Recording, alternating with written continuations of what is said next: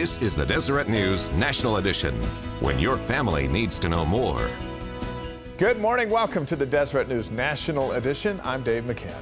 Every day, older children, from teens through fully grown adults, diverge from the path their parents thought they would travel. They may drop God. They may start drinking, experiment with drugs, drop out of school, have no children, or have them too soon. The future of the relationship typically rests on how parents handle the conflict. Lois Collins talked to a lot of experts about this issue and is here with us this morning.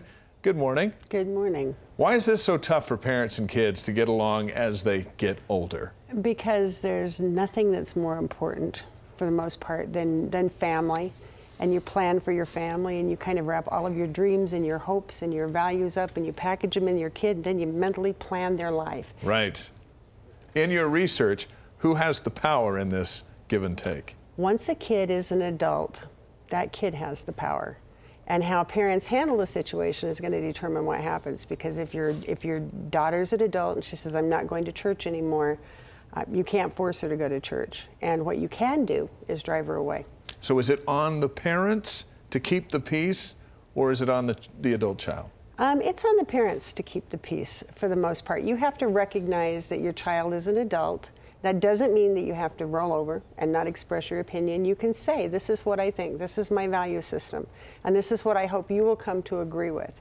But you don't get to say, if you want to keep a relationship, you do it my way or we're done. Because if you do that, chances are pretty good that you're done. What do the experts say about letting go for a parent? They say that it's a series of transitions, that when kids, as they get older, you start giving them more responsibility, you start giving them more choices, real choices, not just what you're going to wear or what you're going to eat, and that you sort of transition yourself as much as you are them. You become a consultant. You become someone that they will talk to, that they will value your opinion, but you have to let them know that you do recognize that they're not little yous, that they're their own people, and that you're there to help them, you're there to give them input, but you cannot and will not try to impose your will. Think of the movie Home Alone, and the subplot was the next door neighbor and his son and how they hadn't talked for years, and they got that worked out. But how common is that? It's much more common than people think. It's really interesting because when this story first went online, I started hearing from people, I've had this conflict with my kid, and the conflicts are all different.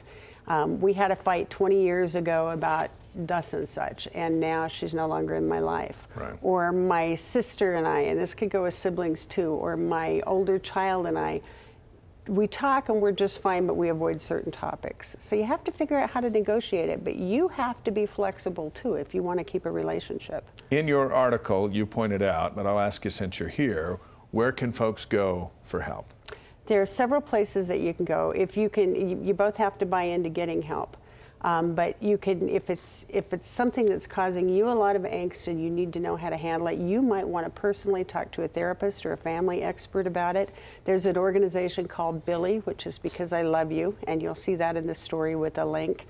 They offer some advice. There are actually therapists who have pretty good practices in helping families reconcile. So the big thing is to try to prevent the break in the first place, but if this person is important to you, and they should be, if it's your kid and you've raised them all these years and you love them, then you need to try early on to navigate these things so that you can disagree about things and still love each other. Thank you for being here. It's my pleasure. You're very good at what you do. Thanks. You can read much more from Lois about issues important to all families at national.deseretnews.com.